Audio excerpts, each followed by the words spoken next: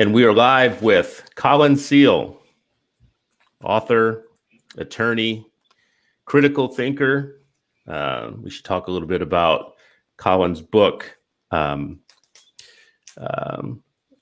closing the thinking gap, which to me is an interesting concept because we talk about a lot of gaps in this world. We talk about achievement gaps and wealth gaps and income gaps and whatever. But how often have we ever really talked about critical thinking as number one, a thing of value that all people should have and have access to? And two, the idea that there are gaps in the access that we have to, especially for kids who are in what I consider to be education deserts, to critical thinking and things like debate and things like, I love your comment or your shirt. Are you wearing it today? Don't raise your voice, improve your argument. As someone who's a big supporter of debate in high school, as one of the things that's one of those little elite clubs that I think does so much for kids. Like, you know, once they get into it and they're really see it as like kind of their sport, it's fun for them. But it does so much for them in the long run that's even better than the fun that they're having. I think we should be talking about it. So, Colin, thank you for coming on this morning. Welcome. I appreciate you. I'm excited to be on, Chris. So let's just start at the top, like with your book and your concept around closing the critical thinking gap. Your book is called Think Like a Lawyer. I just want to tell you, Colin, thinking like a lawyer is not something that sells anything for me. And I will say this much, and you can disabuse me of what I'm about to say, but it's going to come out of my mouth because it's my show and I get to say things. I looked at the LSAT once a long time ago.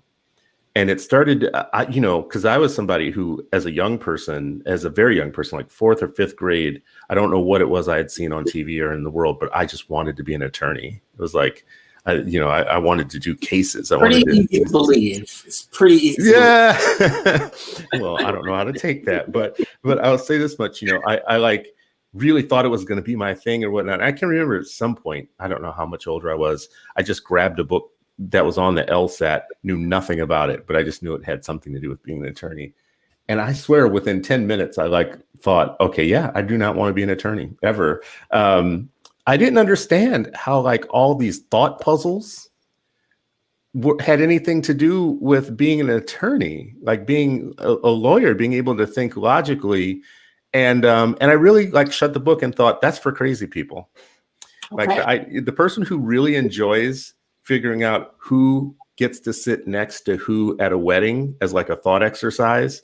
And they tell you kind of this person can't sit next to this person and that person can't sit next. And then it's your job to figure out who can sit next to each other. I thought, who cares? But that, so help me here.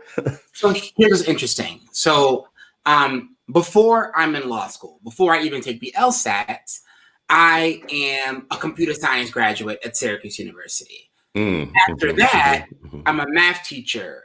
I'm working in child welfare, and going all the way back to growing up as a little kid, I remember sitting down and doing puzzles with my grandmother. And to add one more layer on top of that, when we talk about this critical thinking gap, I want to talk about this idea of this as a gap in adult behavior versus a gap in some sort of innate ability. Because growing up in Brooklyn, I remember before I sat in the law school classroom full of this really so-called elite students and this professor making $200K a year, I sat in the black barbershop and they held court.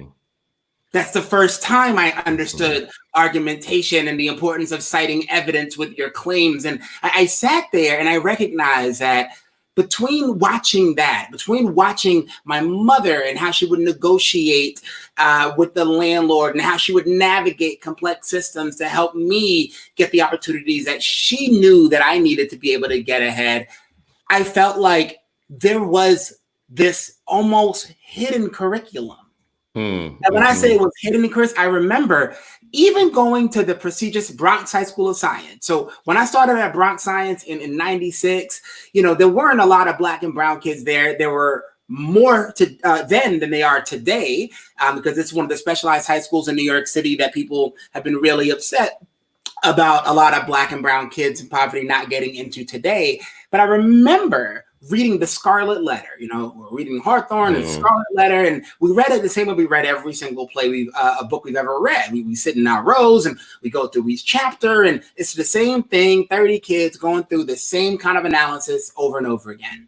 My best friend was going to Deerfield Academy, which was a prestigious boarding school in Massachusetts. And the sons of senators went there. The sons of princes went there. It was this really fancy school. And I remember going to his class, and they were also reading The Scarlet Letter, but it was unlike anything I'd ever seen. It was 12 kids sitting around in a circle. Like, who's the teacher? Oh, the teacher's in a circle too? Oh, this is weird. And it wasn't just this like lockstep analysis of how we typically look at books. It was so different. Now we're asking questions and making connections between the letter A and the Salem witch trials and the McCarthy era hearings for communism. And I'm like, man, like my mind was blown. And what made it so interesting, Chris, is this is a point where I'm underperforming in my high school, but I'm a rock star at my friend's boarding school. Like, yo, you got to bring Colin back. Colin's super smart. I'm not even hearing that sort of language when I'm in school. I'm a struggling student at this point.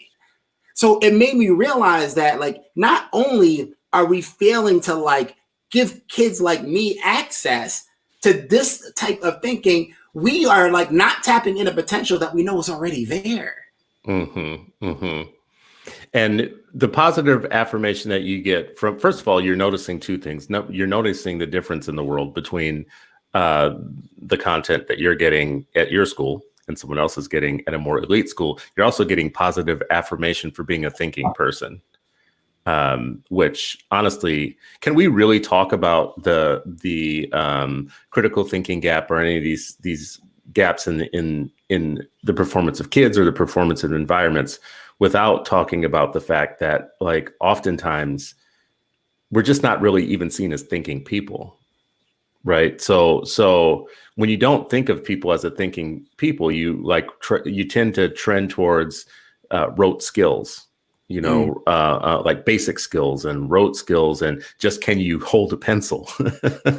But here you're like studying deep pieces of work and you're seeing it from both sides. You're seeing how someone else is experiencing the world, experiencing education, and they're getting it differently than you're getting. What does that do to you from that moment on when you go back to your own environment, though? Now you've seen the other side of this. Now you come back. What does it do for you when you come back?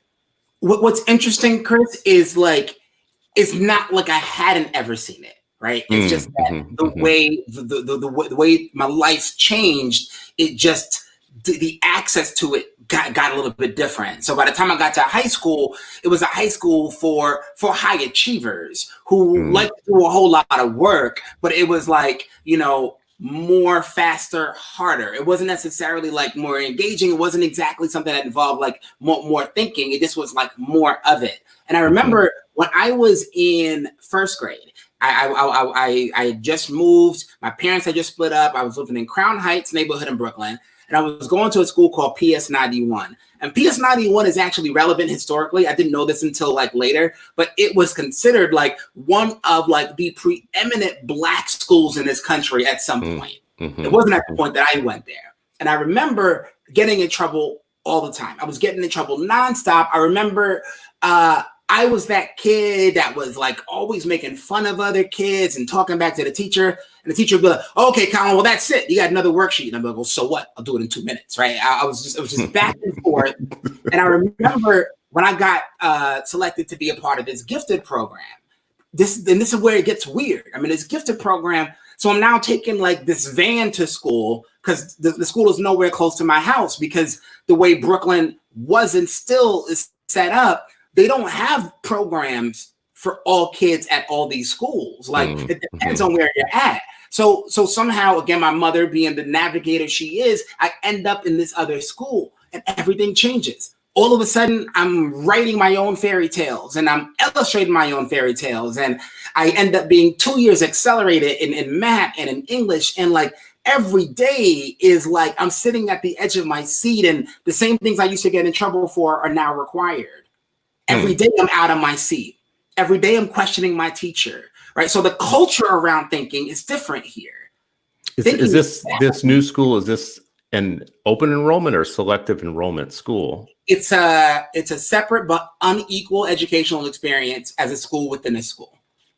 That's what it is. So to get into this program, I guess what I'm looking for, do you have to pass something to be? You have to be you have to test into the gifted program, or take the IQ test or whatever it is to get into the gifted program. So it was a specialized, self-contained gifted class that I was in all day with, teachers who understood what it meant to work with gifted and talented children. But Chris, here's the thing.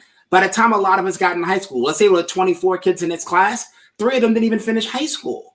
So again, like when we talk about gaps, like it's not like we're just talking about these gaps of, well, these kids can't. Like the gaps are really around like, what are we doing with this potential once we get going, once we get moving? And when I wrote Thinking Like a Lawyer, it's really the culmination of the work I've been doing for the last 5 years with Think Law. So I practiced law, and I remember it was interesting. Like, a lot of people don't really listen to what you have to say about education when you're currently in the classroom. But when I started in this mission, when I'm on these different boards and I'm on a Nevada STEM Coalition, everyone is talking about critical thinking. You probably hear, the future of work, critical thinking. I'm like, all right, cool. But when I'm seeing the evidence of what critical thinking is, I'm seeing this one magnet program over here, or this one robotics club after school over here. And I'm like, okay, so there's 4 kids in that club. This magnet program is on the other side of town. And it's not necessarily providing transportation to every kid that wants to go there. Look, this doesn't make sense. If critical thinking is so important, why do we treat it like a luxury good? And I realized there were a few layers to that. Like, one, Chris, is something that you talk about a lot, which is the belief gap. Straight up, there's so many people that don't believe that all kids can actually handle this type of instruction, like this type of rigor. They'll blame it on their parents, or they'll blame it on the bad education they had before, but like they just can't call it the peeing. They pee all over the place. So it's about the parents, the poverty, the program, the politicians. It's everything except for the practice and the pedagogy, right? So they just they awfulize our kids to death. Like, when they're done with it, and I just want to keep saying this on this show, this is something we have to fight: scientific racism and educational essentialism. The idea that if you tell me what your demographic is, your zip code, and who your parents are, I can tell you what's going to happen to you in school is, first of all, it's the Pygmalion problem. It's a self-fulfilling prophecy if you think that ahead of time. And when I listen to a story like yours, you could have easily been tagged with some of those things, right? Like, you have an incarcerated parent, you have a single mom, you don't have a silver spoon in your mouth, you're living in a zip code where it can widely be seen as disadvantaged, educationally speaking. So educational essentialism would say that you're not going to become an attorney. You're not going to be an author one day. You're not going to be giving speeches across the country at conferences, because the belief gap and educational essentialism basically says, you've told me enough.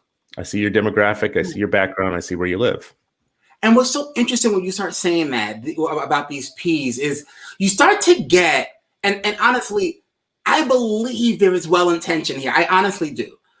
Around like trauma-informed education and these ACEs scores, your adverse childhood experiences of like, okay, so like mine will be way up there because of the incarceration, because of having child welfare in my house at a certain point, and all these different things will be way up there. But like, there's this thing around trauma where I'm like, if your definition of trauma gets you to the point where you're going to traumatize kids even further because you don't challenge them in the classroom, I don't really get that. And also, there's a place where, honestly, I don't want to be callous. Like, I don't want to be uncaring and non-empathetic. But a lot of what we call trauma, kids like me call Tuesday. So, like, you got to stop making, like, this, like, and this other angle of, like, because not despite. I talk about this a lot of, like, there's so much in my life that I can like tell out the story and like, well, despite all of that, but I'll be lying to you, Chris. It's not despite all of that. It's 100% because of all of that. Like, the way that I approach the world, the way that like I know how to like, build community and network, I get that from my grandmother. A lot of this comes from like the immigrant culture that I'm a part of, and the way that like building ties were about survival. Well, I mean, these things, building ties. I'm glad you're painting it in a more positive light, because the things that a lot of people do in poverty to survive are not necessarily just survival skills. They're just skills, period. Right? Networking, word of mouth, self-supporting, communal behavior. If I have sugar and you don't, and you need a cup of sugar for something that you're making, that's not necessarily struggle skills. Those are just skills. Right. Like, and we got to get out of the deficit way of seeing everything about kids. I actually, you say something in one of your speeches that I think is really like super important to me, because somebody listening to this is going to run right to we can't keep pretending that kids aren't going through some things. We can't keep pretending that trauma doesn't matter, or stuff at home doesn't matter, or that the reality of their home life. And you say something in one of your speeches, and you can help me here because I might get it wrong. I'm gonna get it wrong, I'm sure. But it's no excuses in schooling is not really about denying the reality. It's about creating the context for which the reality doesn't matter as much, or something like that. Tell me what it is that you say about that. So, I don't even know exactly what you're talking about, because I'm gonna find the clip and pull it up. But I'm with you, because I recently gave a talk at the Arizona Black Educators Conference that was entitled, Black Lives Matter, Black Minds Matter Too. And my whole point there is like, how in Goodfellas it's like, F you, pay me, F you, pay me. And I'm like, I look at this, I'm like, you know what? At a certain point, like, you just got to teach me. Like, I don't really care what's going on. Like, you just got to teach me. And for me, whether we're talking about like culturally responsive teaching or implicit bias or like trauma-informed education, whatever it takes, you do whatever it takes to make sure that like the kids in front of you are learning. And this is where I start moving sideways. I'm like, okay, there's a lot of conversation around teaching and good teachers and what teaching requires. I say, cool. But like, if we change the obsession and we shift towards this idea of like, what does it mean for kids to actually learn? And if that was our obsession, like, okay, let's obsess over evidence of learning. That almost requires me to sit here and stop talking about all kids, some sort of abstract concept, but really dive in to each child. Like, what does it take for each child to get potential fulfilled? And I'm here for that conversation all day. I'm here for that. If you want to talk about a kid who has 2 years of disrupted education as a refugee that comes into our country, I want to have a conversation to say, all right, what would it take for this kid that's 4 grades below level right now to be completely caught up in 2 years? What would that look like? What would that require in terms of focusing on this kid as not a part of all kids, but a part of each child? And I'm ready to have that conversation. But like, I'm not just going to shrug my shoulders and act like this kid is doomed for infinity because we have decided that this child is doomed for infinity. So what would you do? How would you change the way that things work now? How would you change it? So a lot of what I talk about is it can't just be mindset shifts. At the end of the day, there's a lot of research that's been done in the last 6 months to a year that has shown that sitting around doing workshops on growth mindset isn't necessarily translating to transformational academic results. A lot of what we need to do, and this goes back to like why the critical thinking gap exists to begin with, isn't just the belief gap.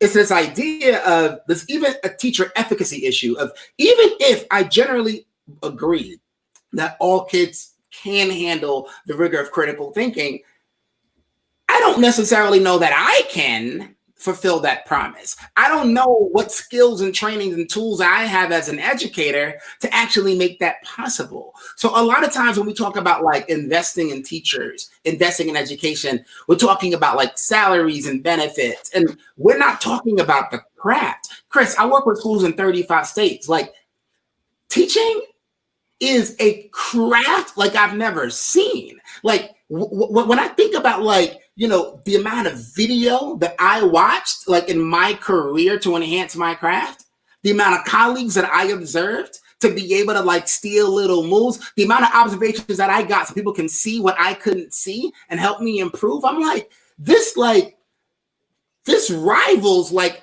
the great athletes of the world and their technique and their form and their delivery. But like, we want to talk about this as like a heart profession when in many ways it's like a hard profession. Like we are out here and we got to be technicians. So like that part of it isn't necessarily talked about as much. Like, what does it take to really elevate the craft of doing this? How many principals can actually say that they're instructional leaders of their building? Unfortunately, Chris, that number is not as high as it needs to be.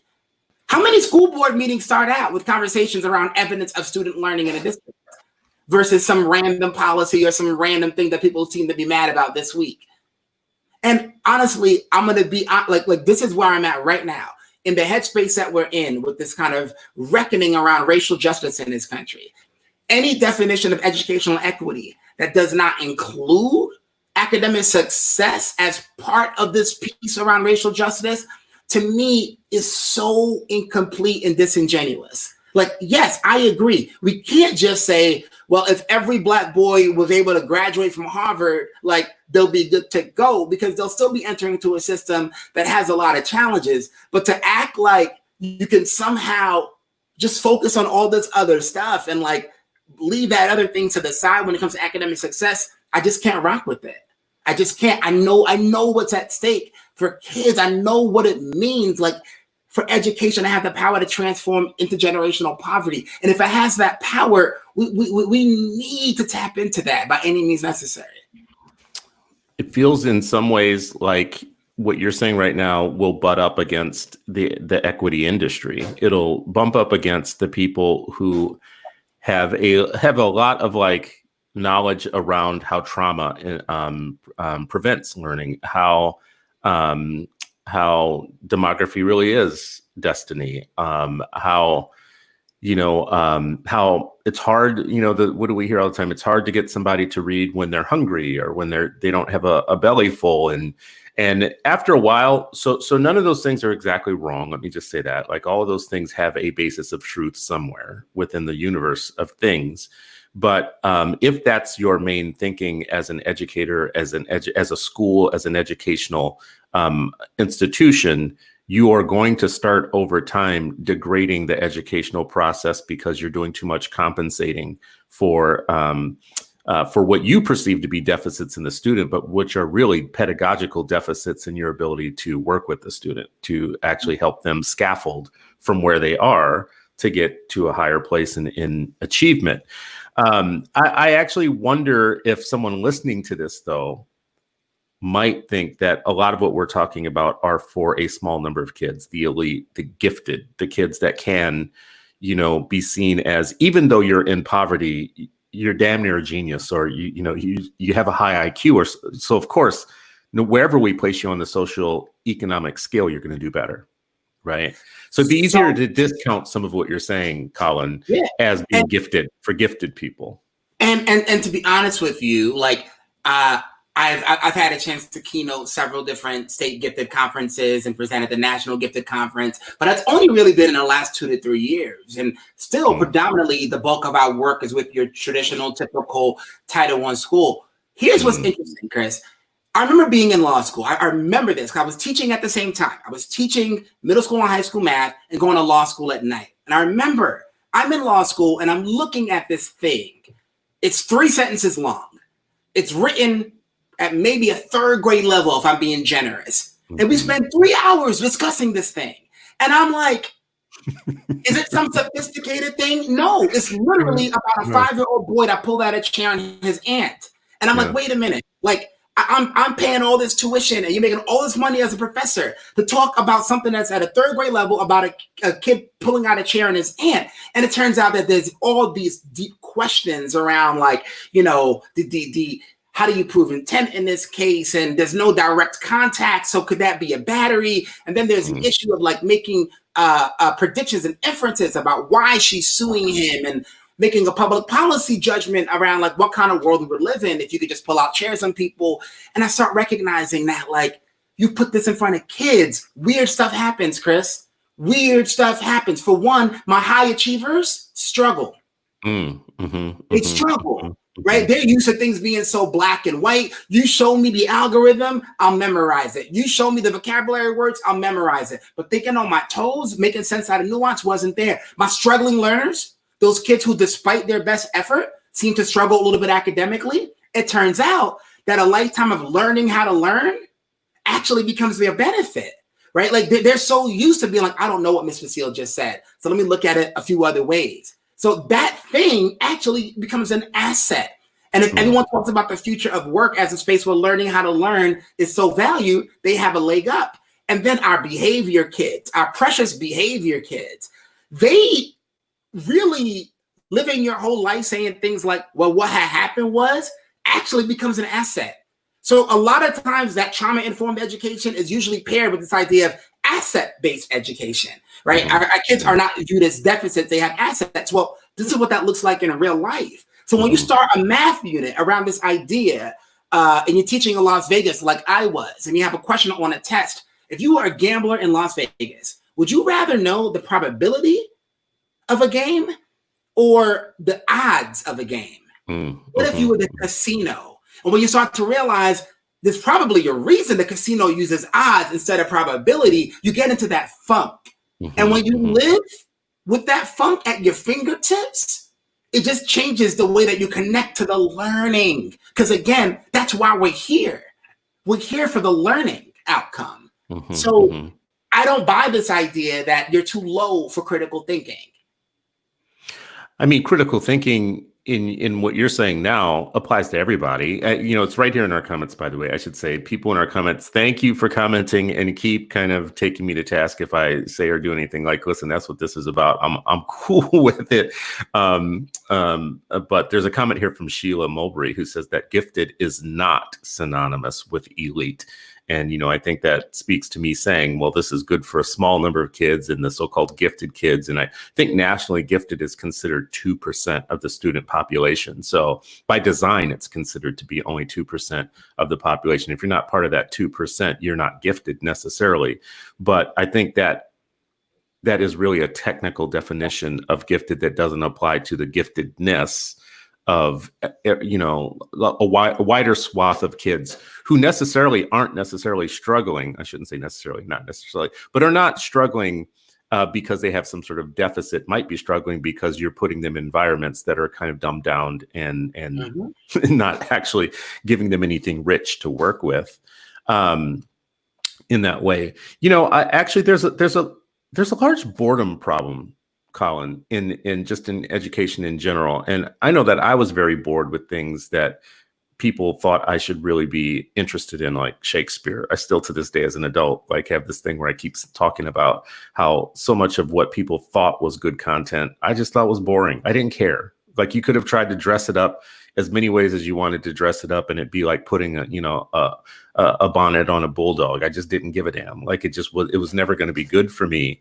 But how do you deal with the boredom problem and some of even what you might be talking about? You were a teacher, you were in a classroom, you were trying to get kids to think rigorously. And there's sometimes you visit a classroom and you see a lot of dead eyes, even when the teacher is trying to do their very best to dress something up as like, no, guys, this is really, you're not really seeing the beauty of whatever this is that you're trying to get the kids to see, and dead eyes, just straight boredom, dead eyes. So this is where it gets interesting. I actually talk about this in the Thinking Like a Lawyer book. I bring up the story of being a ninth grader in global studies. And somehow my teacher thought it was going to be an engaging activity to have us watch Gandhi. Like we were going to watch the Gandhi movie on our own, Chris. Isn't that movie isn't that like 18 hours long? It's like a marathon of a movie. It was 2 VHS set. And I'm like, yo, this is craziness. And we had to answer like these 30 questions about the movie to make sure we were paying attention to them. But I'm like, look, like, you know, Gandhi's story, it is what it is, but I'm not doing it. Like, I'm not doing that assignment. I remember my mom went to the little public library in Manhattan and got the little set, and she brings it home. I'm like, I'm not doing this. I don't know what you think I'm about to do, but I'm not about to spend my life, whatever my life was as a ninth grader. I'm not going to spend my weekend watching a 3.5 hour movie. I'm just not going to do it. And I started thinking about this issue around boredom. And I realized that there's this counter story around like, well, there's grit. Well, why don't you just kind of grit your way through this stuff? And I'm like, all right, well, what's so interesting about grit is, you know, one of the 2 of the 8 black hands, you know, Dr. Charles Cole, in his like book and dissertation study, he unpacked this idea that like grit is like not even shown to make some sort of statistically significant difference in what like our academic achievement is looking like overall. So like, it can't just be grit. What are we doing around giving our kids like motivation and agency? What are we doing? And this is what I get to a lot. Like, a lot of people are doing these things where, you know, we're doing an inventory of our privilege and power. I want to do more racial justice as a teacher. Cool. What are we doing for our kids to make sure that we're giving them the tools to dismantle? Because if we don't talk about that part of it, if we don't talk about that part, we're not just like missing out on an issue around social justice. We're missing on something that could take away from learning. When we just released like a math and social justice edition for Think Law. And it's interesting. So one of the lessons we have is our kids have to figure out, like, if you had to buy 5 items for the grocery store to survive, like what would they be? And they probably wouldn't think about like pharmaceuticals, right? Like medications they might need.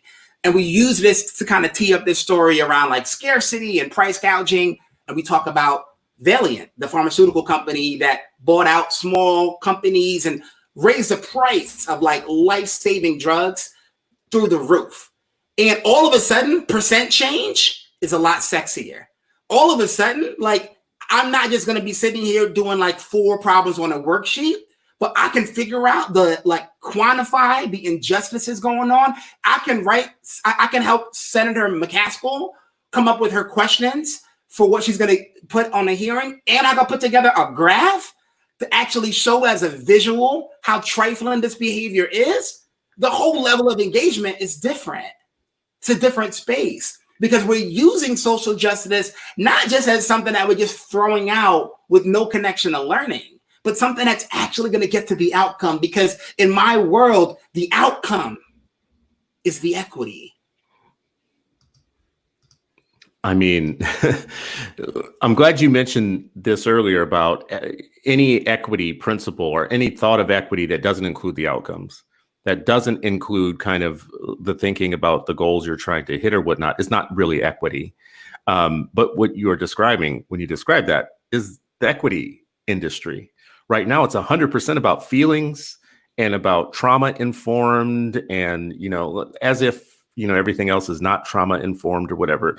We start developing these concepts and they become true just because you develop them. They start, so like the ACEs, for instance, the adverse childhood experiences scale or whatnot, the researchers themselves not long ago come out and say, hey, you guys are misusing this thing. The grit stuff, hey, people come back around and say, hey, you know, the way that we like conceptualize this, you're misusing it now. So any instrument, any way of thinking can eventually become its own true equity tenet within the equity planks, but it doesn't include outcomes and what you're thinking about, like the equity of access to high performing teachers, the equity of access to AP classes and international baccalaureate classes and programs that are generally reserved for the few. We've had people on here from TNTP who have basically told us that the vast majority of students don't even have access to grade level coursework that they're ready for. Meaning they studied thousands of assignments given to students, and on a pretty widespread basis, kids of color and kids in poverty were given assignments routinely that were beneath their grade level and that wasn't happening with wealthier or more white students. Those are all equity issues. They're pedagogical issues. They're not issues around whether or not the teacher went for a weekend and had some courageous conversations with somebody about, how racist they are. I can't think of anything more racist than not being able to teach and then being thrown into classrooms with people you need to teach. Like, that's racist as hell. I think the flag that you're raising, I'm trying to get there to where you are. I'm trying to get to, we agree on equity needing to include outcomes and needing to produce critical thinkers and people who can think at a high level that they're capable of doing.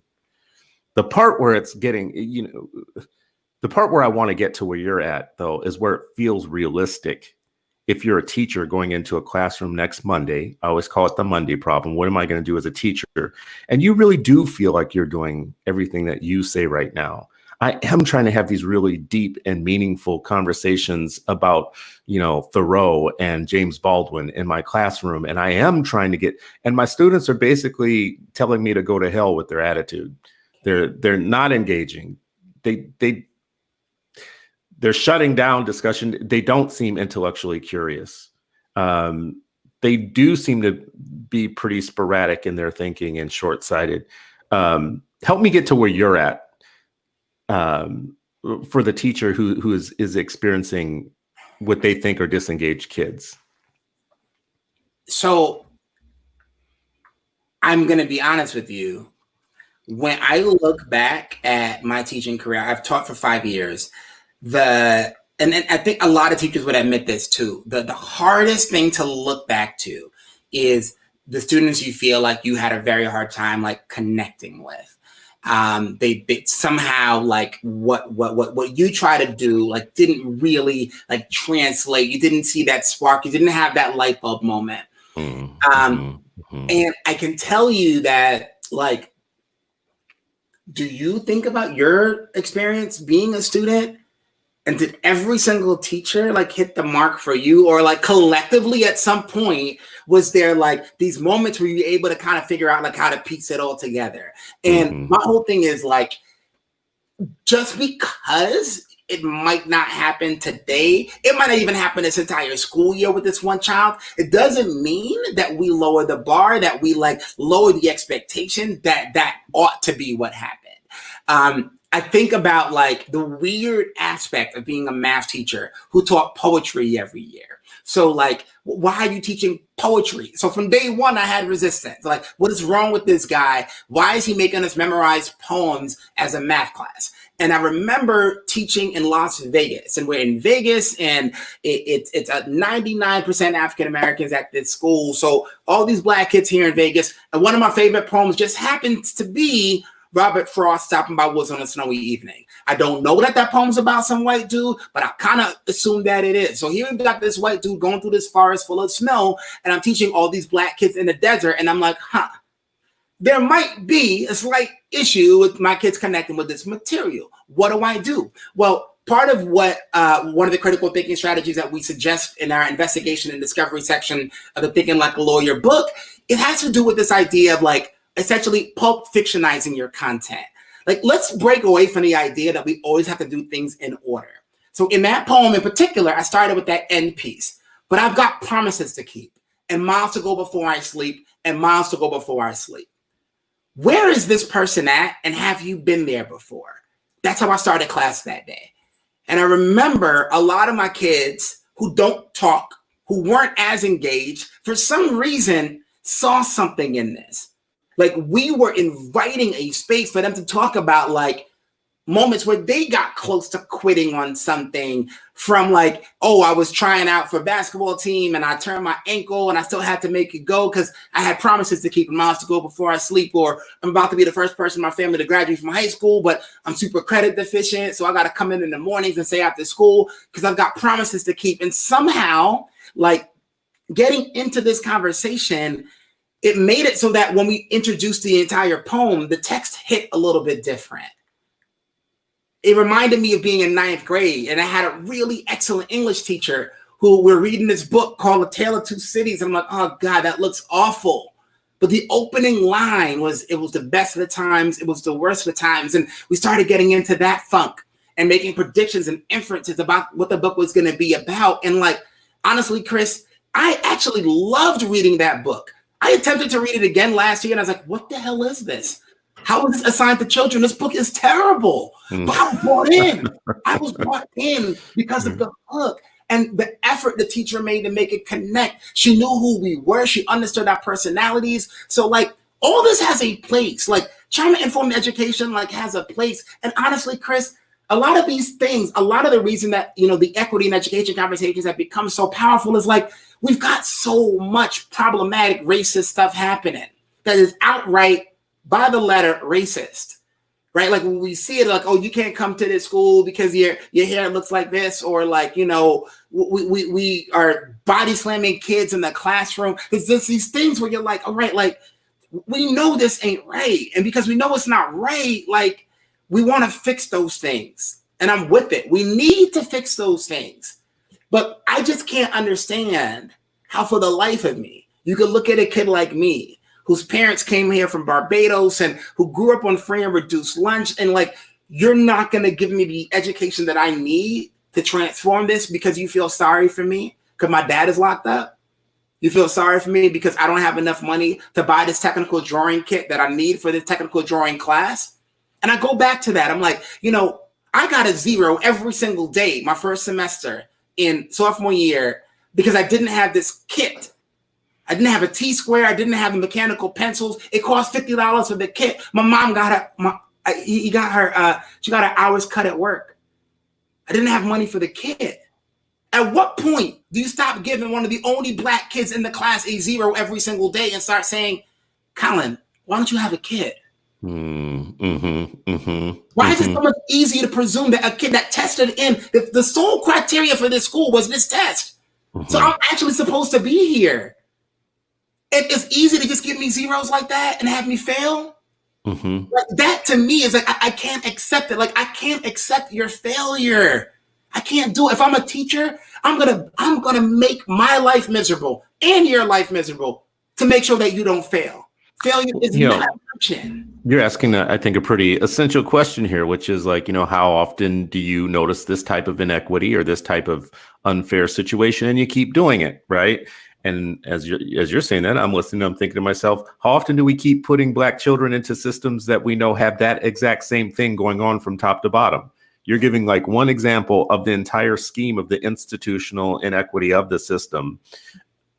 In a gifted class or in a remedial class, in a poor school and in a rich school, in an integrated school and a not integrated school, from top to bottom, this thing is a hot, fiery dumpster fire mess of inequity.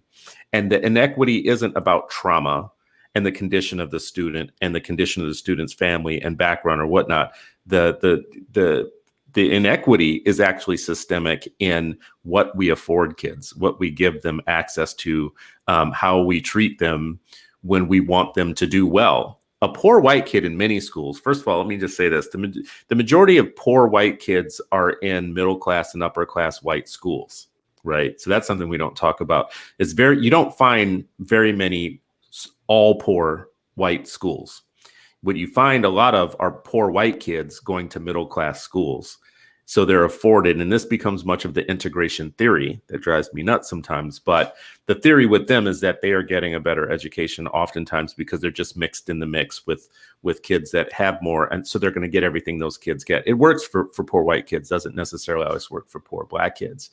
But everything I'm saying right now, I'm only getting to the point of how often do we keep expecting a different result by putting students like you were and students like I was and students like Travis Bristol or, you know, Dr. Cole or any of my friends and people in our network at all different levels in different parts of the country experiencing these same inequities before we say, hey, maybe we shouldn't be putting them in those schools. Maybe we should be constructing schools based around things like what you're proposing, you know, in Think Law, with your Think Law work. Why wouldn't we have whole schools that had rethought things in this way? And when you think about like the cost of leaving genius on a table, I want to always bring up this idea that when I was in law school and when I was part of the juvenile justice clinic, Chris, I'm telling you, like when I ended up having Think Law launch at the Max Security Youth Facility in Las Vegas, you wouldn't be able to tell that you weren't watching an award-winning debate team. When the prison debate team beat the Harvard debaters, I was not surprised. And all I could think is like, are you freaking kidding me? Like, as a society, like, we've decided that it was okay to like look at these kids right here and say, no, not interested in your brilliance. No, we'll pass. And I just think there's this massive indifference. Like, there's this thing that went viral over the weekend about that school board meeting in Baton Rouge. And it's like, we're calling you out, Connie. He's talking about changing the name of the Robert Lee School. And like, she's literally shopping on Amazon. And it looks really bad. It does look bad. On camera. But like, shopping on Amazon is really like a metaphor for the type of indifference that's typically shown to like just the general suffering of Black folks within a lot of our systems. And I don't, these systems are hard to change, but I don't know, Chris. I honestly get to a point where like, maybe something about my life has caused me to be too optimistic for my own good. But I believe that like there isn't really a space where people do know better. There isn't really a space where people have actually seen it. And when I start breaking down to folks like, hey, like, here's how you could take your existing instruction. I don't care what it is. I don't care what subject. I don't care what your curriculum is. Here's how you can take it and spend 5 minutes a day tweaking it so that your kids are getting more access to critical thinking. And it's actually going to increase the learning outcome at the end of the day. Like, people can look at that and be like, yeah, like a physics teacher, an art teacher, like they can look at this and say like, okay, like I can do this and I am doing this. And we have our own curriculum as well, so they can get that muscle memory and get there. I do believe this is an issue of how, or at least this is where I come in. Like, because even if they've got the why, even if they know the what, right? Like, we know what the standards are. We know what they're supposed to be. We technically know where, like, we know what proficiency means, but like, do we know how to move kids towards proficiency? I know something about it. When I taught in Vegas, 74% of my 8th graders were proficient in math. I didn't realize that was a big deal until I saw that, like, in the most affluent areas of Vegas, they barely cracked 60%. So like, but I obsessed with it, and I'm still pissed I didn't get the other 26% proficient. So like, mostly because you believe that it could happen. Mostly because you see it as possible, and you push yourself as an educator to do what's possible rather than the fallback excuse of why it didn't happen. And I'm going to tell you, a lot of this had to do with the fact that I was kind of an asshole when I was in school. and when I think about this, like, you joke about that, Chris. I ask almost every audience, like, how many of you educators would say that more or less you follow the rules, you did all your homework, and never got in trouble? And it's always 80 to 90%. So I'm like, like, in what ways do you breed this culture of compliance? For me, it's really, really hard if I'm in the middle of teaching and a kid like cracks a very well-timed joke. Like, I just got to give them credit for that. I'm like, man, that was a good one. I'm not going to write you up. I'm not going to put you out of class, because there's something that I see as valuable with that. Like, I could work with that. My biggest thing, my kryptonite has always been the kid that's like in the shell and doesn't say anything and kind of just like fake. Like, that's always been like my challenge and always been my focus. Like, all right, how am I going to make sure I make the connection so I can break this child out of his shell? But for the kids that always get kicked out of class, I'm like, those are typically going to be the people that are going to like mess up this system. We need those people. We need those kids. You know, you just hit on something that I think is hugely like important and undersold. Like, the idea that you would ask an audience of educators, raise your hand if you were, if your time in school kind of proves you to be a person who was compliant, who school worked for, who did well in school, like, and you followed the rules. That's important for a few reasons, because now you're seeing like a biased population of people teaching who school worked for one, and they believed in the rules, and they were rule followers, and then they become teachers, right? So, now you have a person in your class who doesn't follow the rules, And that's part of your DNA, is like, you did well in school, you followed the rules, you spoke when spoken to, you did all that stuff. The idea that you would be super prepared for a class of, even 3 or 4 or 5 kids that are the ones that you say are the kids that have a lot of promise, like those kids who cracked the joke, which of course was me, in a lot of classrooms, everything was a joke. I mean, I was listening to Red Fox and Richard Pryor at home all the time, constantly, just part of our culture. And then I'd go to school and like somebody would say something that sounded kind of funny. And I'd like, I cussed as a kid too, it's just anyways. So I can imagine the teacher who's really straight-laced encountering that and thinking, my job is to get them to act appropriately so that they can do well in the world. And just in what I just said, that, trying to get them to act appropriately and to comply actually has just broken the relationship that I need to actually reach them and educate them. Yeah, it's a struggle. It's really a struggle. And part of what I didn't know that I was going to end up doing, Chris, was like testifying. Testifying. Like when I can tell them like, hey, I had 80 absences my freshman year. When I talk about this idea that like kids were bused to this school to be a part of this gifted program, and 3 of these kids didn't finish high school, I need them to see that we are leaving genius on the table and that it's not okay. We have our own workshop that's called like critical thinking as the key to classroom management, because like y'all don't really want classroom management. You want classroom control. That's what you're looking for. Like if I talk, I don't know, but like I kind of sort of make a living by talking, but I couldn't talk. Like it wasn't okay to talk. Colin, but devil's advocate here, right? What if you, that kid in the class that's talking, my kids are there to learn, and you just, you think it's funny to disrupt every day, all day long, and there's only 1 or 2 of you, and there's like 25 other kids that are there to learn, and they're there with parents who say, go to that school, get what you need to get, and don't let that teacher call me and tell me that you cutting up in class or else we're going to have a problem. But yet you're there, and so, now, people say this, right? And of course it's just kind of like, really like either or sort of thing. I'm like, no one's learning if you're throwing chairs around or whatever. And this idea, like, not all talking has to be disruptive. That's the point of like, how can you make it productive? How can you make talking part of what enhances the learning? Because again, that's all I care about. Literally, that's it. So if I got a kid that's going to be talking every day or be out of their seat all the time, like at what point do I stop and realize this kid's probably not going to stop talking?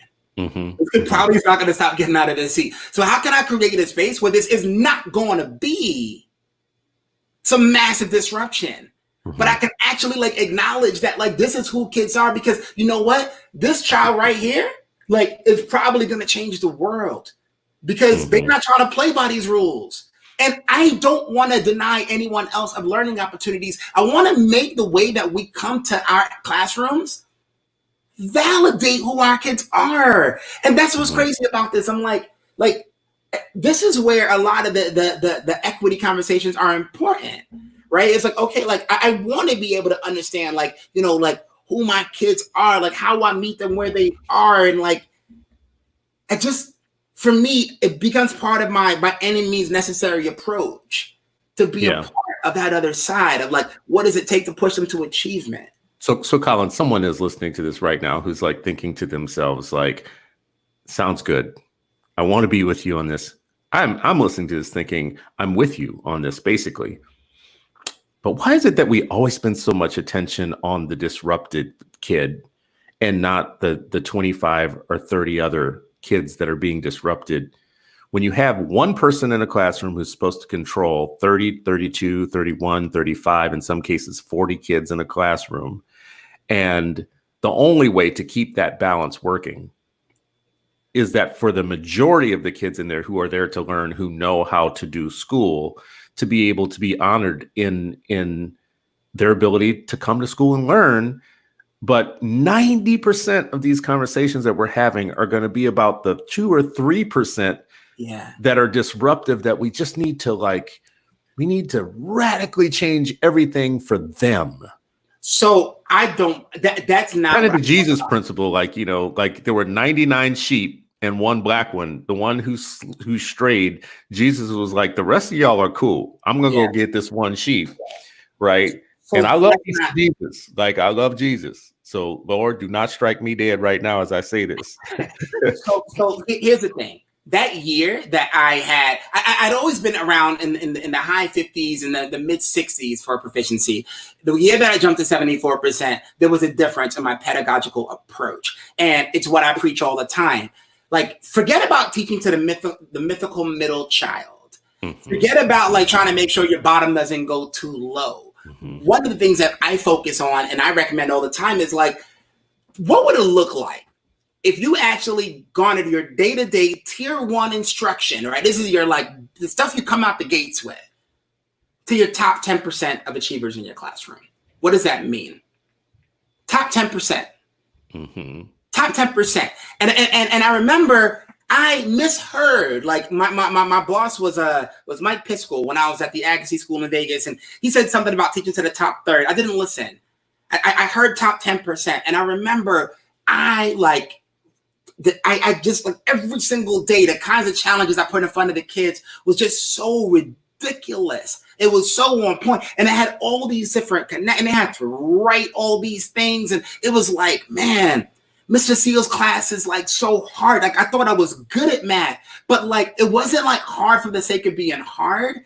It was like that kind of like that puzzle you can't put down hard. And I remember like it just shifted the culture. It shifted the culture because like all of a sudden, like what it meant to be a C student was proficiency.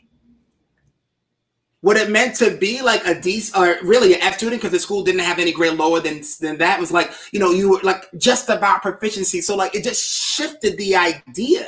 We had kids that were hitting mastery levels of achievement because I gave them the chance to, and it necessitated a world where like, you know, a lot of the kids that were the disruptors and the behavior kids, they were bored out of their minds most of the time.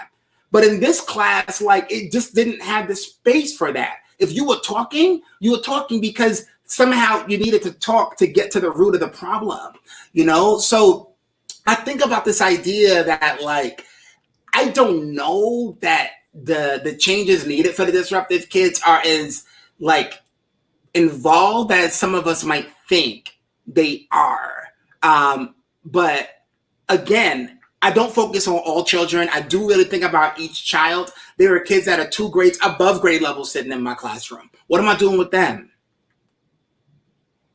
You know, there are kids who are like finishing the work in 5 minutes. What am I doing with them? I mean, that's kind of my point is really not allowing the system to weight too heavily on the kids that are easy to teach or who comply easily or who are considered gifted. Also not over correcting and, you know, over indexing for the kids who just have everything going wrong in their life, and not doing what you just kind of said, not gearing the whole system to the lowest common denominator of the soft middle, like the middle, the C student, right? Which is like, you know, programs and God, people don't beat me up for this. Like, you know, I'm only speaking generally, but things like AVID and some programs are really meant, I think, for C students to get them to be B and A students, to get them over the bubble type of thing. So we can't over index for any of these groups. It feels like we're asking no education to kind of do something that's very hard, which is differentiate learning for all kids. And there are so many different kinds of kids in this world that we're always going to be missing somebody, and having a universal soldier in terms of teachers who can go in a classroom and have these wildly different spans of kids who have wildly different capacities and talents and gifts and whatever, doesn't feel like it's setting teachers up for success. It is challenging. It is challenging, but we also have a lot of not my job mentality, right? Of like, oh, those are the English learners. Well, they'll have the ELL teacher next period. So like, they'll figure that out. Or I've got these kids here. No, they've got what going on in their IEP? Well, not really my job, whatever have you. We got gifted kids. We got kids that are high achievers. We got kids that are like way ahead of the curve. Well, they'll be just fine. Like, not my job. So we start realizing that like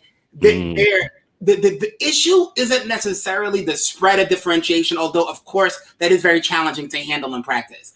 But there's like, is there even the desire that every kid is going to get challenged every single day at a level that's going to lead, like, in some sort of like predictable fashion to their success, like in and beyond our classroom. Can we do that? And if that's what the conversation is, then it sort of forces like, okay, like, you know, I don't believe that permanent tracking by ability is the thing for life, right? That's not justice. But like, can we simplify the bands so that I'm not teaching everyone from like 4 grades below and 4 grades above in one classroom? Because maybe there's a better way to do that.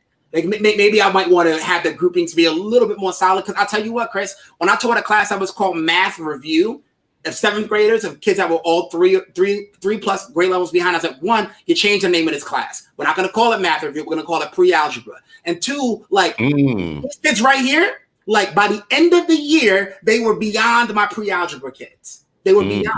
Because I had them for a double block every day. And like, it wasn't like remediation all day. It was like accelerated remediation. They were doing remediation through complex word problems that involved critical thinking and had them think on their toes. So by the time they got to their grade level content, they were doing the hardest kinds of problems in grade level content because they had that swagger. They had that confidence of knowing how to like solve complex math word problems. So like, there's things that we can do if we actually are focused on learning and obsessed with the learning more than anything. But like, I love that example though. I love that accelerated remediation. What you call things isn't important. So if you call it remedial or remediation or even summer school, these things take on a stigma and a meaning to them over time. And I love the idea of, you know, the acceleration part. Like what you just said.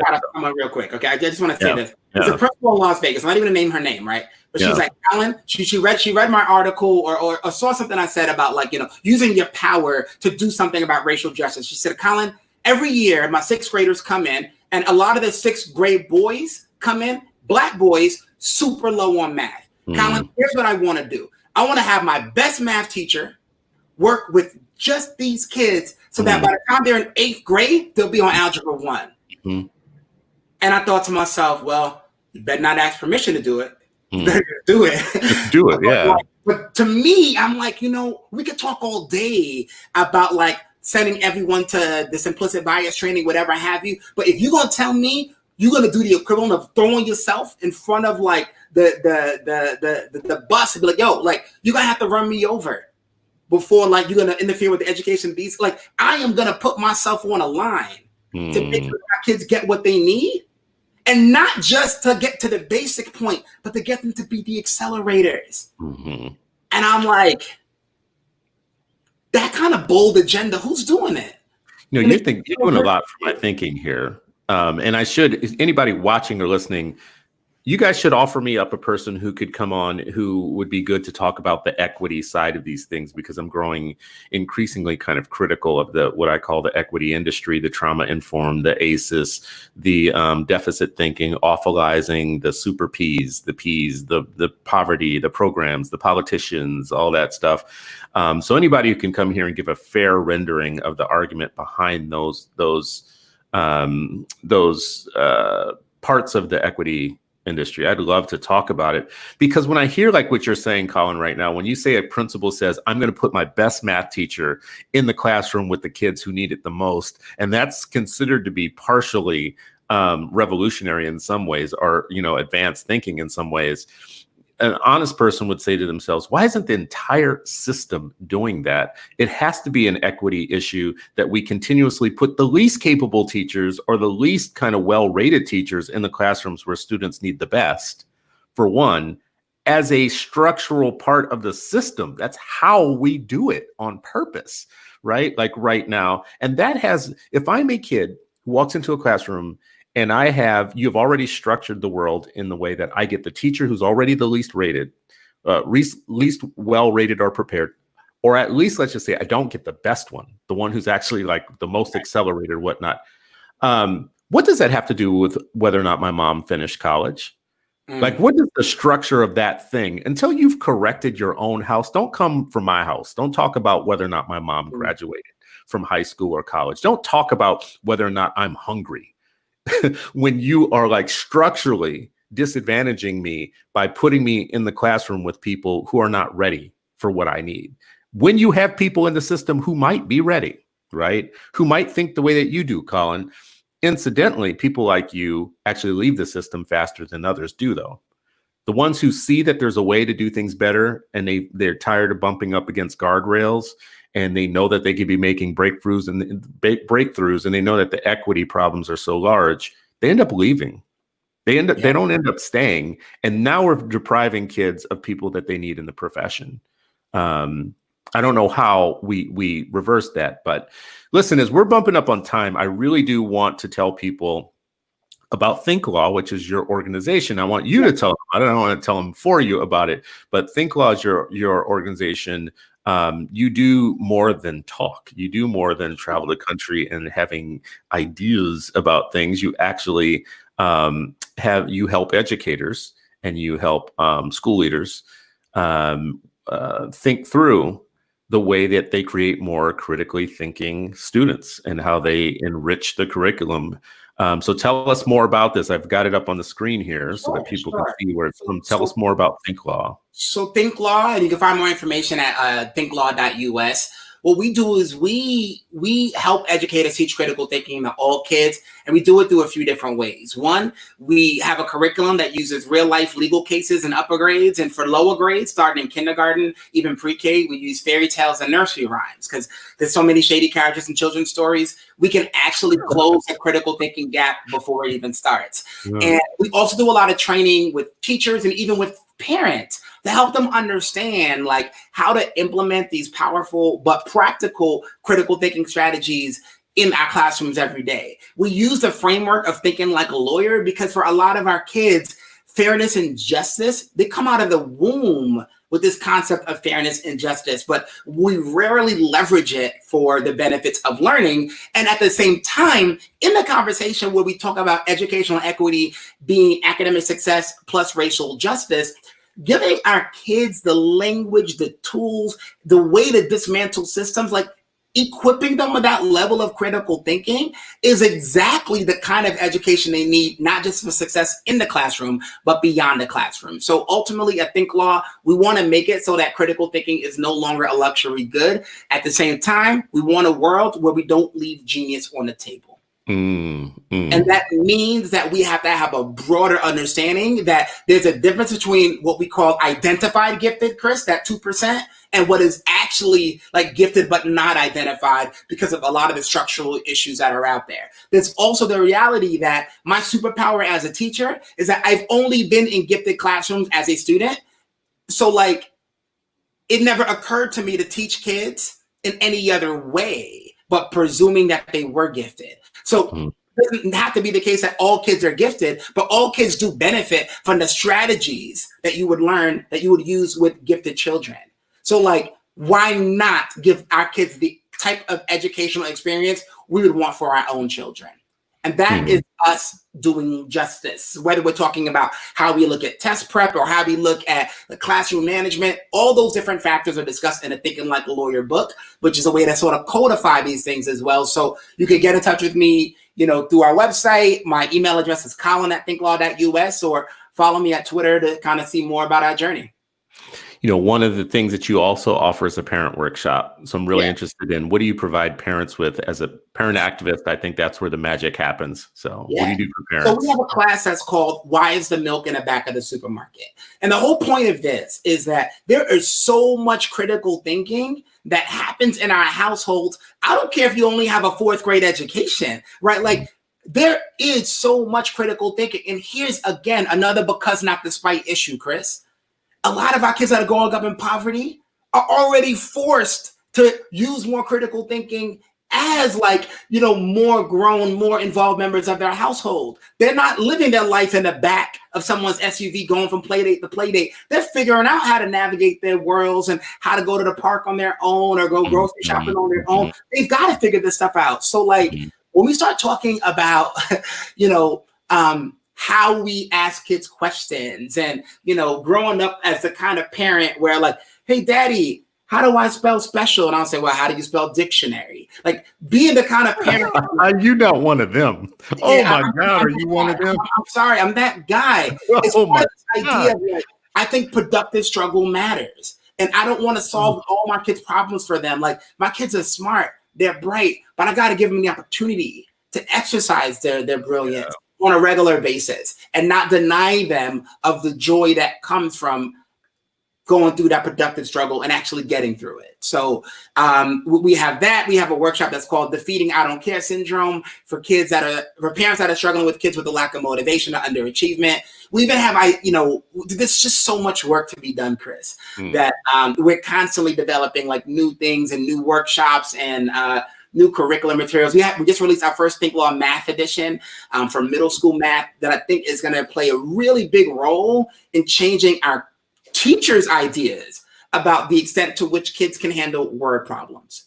I cannot stand the fact that so many teachers don't teach kids any word problems at all, even though the way that tests are now today, they're very complex. They can't just do the basics and expect to be successful. So I think the social justice and math angle is really going to give them a hook into seeing, well, oh my God, my kids can do this. So yeah, that's our work. We're working with schools in 35 states and really excited. We're having our biggest year ever, honestly, with this pandemic. I think the case for critical thinking has never been stronger. And I'm excited to keep on pushing this fight. Well, I hope you will come back. Very good comments in the comment section today. People who are engaging with the ideas and the thoughts that you have. As usual, I play the guy who like pushes back on some things and does the devil's advocate, the not God advocate. As a Christian, I shouldn't say the devil's advocate, but to push back gently on some of these things. I do want to keep having this conversation about broadening the equity debate to include things that are hard. Skills, things, and not skills, but kind of like things like you mentioned. It has to include outcomes.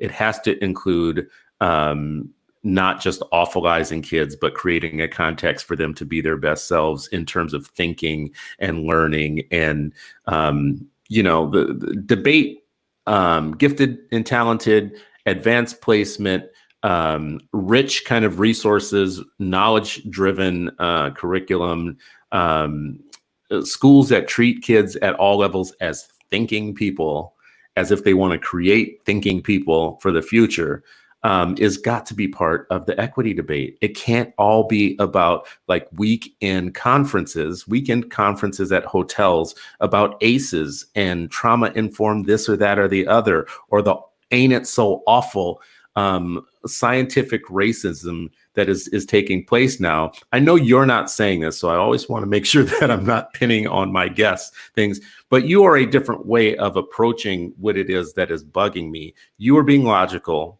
You are thinking about what kids are capable of, and a real pedagogical way of like, I think, upping the stakes on what kids learn. I'm very frustrated, though, just to be honest with you, around the broad brush of trauma-informed. You have a kid who comes to school who might even be my kid, who didn't eat their breakfast when I told them to eat their damn breakfast this morning, because kids are like that. And they get to school and they say some dumb shit like, I'm hungry, because they didn't eat the damn Lucky Charms you put in the bowl when you told them to eat it, and then you told them, get your butt on that bus and go to school right now. You didn't eat, that's on you. And then you get some teacher there who hears, like, I didn't have breakfast this morning and I'm hungry and blah, blah, blah. And suddenly you are part of the trauma-informed oasis of derelict Negroes who didn't feed your child, right? And this is a joke that I'm making, but the truth of the matter is, I think you are tagging too many kids with this trauma stuff that actually aren't even part of it, just because it's easy to do because they're either poor or they don't have everything in life or whatever. So anyways, you have poor people who feed their kids in the morning too. And just like your middle class kids, your kids do weird stuff sometimes, like watch cartoons all the way up until the minute it's time to get to the bus and don't finish their breakfast and get to school and say something like, I'm hungry. Right. I think very concretely, to go to that point. Yes. And this is going to happen in August, because it happened last August and the August before that. This thing starts going viral around like, we need to stop asking kids how they spent their summer vacation because of trauma. And my refrain is, if you don't want to hear how kids spend their summer vacation, like, maybe, just maybe, you're the one with the problem. Because I don't think that like the failure to travel to Europe and do a tour of the 5 different countries, whatever have you, makes my summer vacation a failure. If I stayed at my grandmother's house for the summer and hung out with her, like, fine. Like, I don't need you to sit there and feel like my stuff is all disgusting. My stuff is all like I can't stand that. Like, then don't even teach me from day one. Like, I'm resisting this whole thing. Like, what are you even saying? Like, why can't you hear about my summer? You just presume that it was just a miserable thing where like and I'm like, again, I don't want you to not be empathetic to our kids. I don't want you to not be empathetic to real suffering, but I want you to see that real suffering that might be happening, might not be happening, and recognize that, like, that just means they need us even more. It means they need that learning outcome even more. They need to transcend intergenerational poverty even more. The outcome matters even more. So where are you at? What are you doing about that? What's your role? Are you part of like making this thing happen? We know that we live in a super messed up world where our kids too often have to work twice as hard to get half as far. Are you going to teach them half as well? Are you going to allow half learning outcomes? And is that going to have like, are you going to, if you're teaching them half as well, is that going to have the full benefit to make them a full person in the society? The answer is no. For my people who have maybe read The Smartest Kids in the World by Amanda Ripley, there's a part in that book. I remember a few things about that book, but there's one part in it that I will never forget. It's a Finnish teacher, a teacher in Finland, and they're asking that teacher about the poor kids in Finland and how they deal with poor kids and whatnot. And the teacher's almost kind of like aghast, like, we don't talk about it that way. If I sat around thinking all day long about how poor and disadvantaged my students were, I would never get around to teaching them. So I don't engage in that thinking. Like, I don't even know what that's about. Now, this is Finland, the country that is pointed to as like the Disneyland of like, you know, educator theory and, you know, respecting kids and respecting teachers and, you know, being child focused and whole child and all that. And it's a teacher whose part of their culture is not to sit around and thinking about all the deficits of being poor, because they see that as a way of robbing the very kids they're trying to help, if they thought about it that way. And it just, for me, it's very instructive about how Americans get it very wrong on this one issue. So, homie, I am so glad that you came on today, sir. And I know we've been trying to do again. I hope you come back again, because in these conversations, there's always stuff that falls off the table. Yeah. And people ask me later about it. Like, you know, like, I wish you guys would have talked about A or B. So hopefully you'll come back. Yeah, for sure. I do want to say at the end of the show, y'all are costing me a lot of money for the people who watch these shows and giving away these doggone books. But when my people write books, I like to give their books away. So this is what we're going to do today. Colin's book, Thinking Like a Lawyer, a framework for teaching critical thinking to all students, is on Amazon. We are going to give away, and I want to make this easy for myself right now, because y'all like got my email clogged up when we do the book thing, right? So what I want to say is we're going to give away 5 copies of Colin's book, Thinking Like a Lawyer, which I suggest everyone go out and read. But this time, I'm not going to say email me. I'm going to give you a different email address to contact Christy, who's my assistant, and she can get you the books. Now, I do believe in responsible reading, sustainable reading. So I would prefer to send y'all Kindle copies. I'm putting the Christy's email address in our comments right now. First 5 people to send Christy an email will get a copy of Colin's book. It could be either hard copy or Kindle. We could probably do more if we were giving out Kindle copies, because they are more well priced, and you don't have to cut down trees to have a copy. So anyway, sustainable reading, my friends, sustainable reading. Colin, bruh, like, we're going to do this book. I didn't have a time to digest the full book and get notes. I want to have you back after I do that. Yeah. And then have a few people read it, and then we can talk more about it. Sounds awesome, man. Thank you so much. For you. All right. How do people reach you if they want to catch you? So, if you want to hit me up, my email address is Colin, COLIN, @thinklaw.us. You can follow me at Colin E. Seale on Twitter, at @ThinkLawUS on Twitter. And if you go to the website, www.thinklaw.us, you can request a quote to book me for workshops or to look into our curriculum and even take a sample to look through how it all kind of comes together so that we're giving kids access to critical thinking. So I appreciate you all for tuning in. Excellent.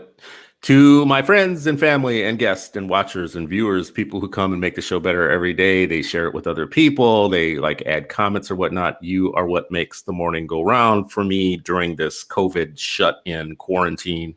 As you can notice, like I'm changing shirts and my backgrounds. I'm going crazy with this every morning because it's what you do when you don't travel anymore. You just stay at home. But I'm loving having great conversations with people that I know, love, and trust in the field because I'm learning so much every day. Hopefully you are too. So thank you for watching. Share the show with others. We also have all of our previous shows on YouTube channel. On the YouTube channel. If you want that, please just hit me up. I can tell you what the link is. We'll share it in the future also on the show. So thank you all. Have a great morning and love, peace, and soul.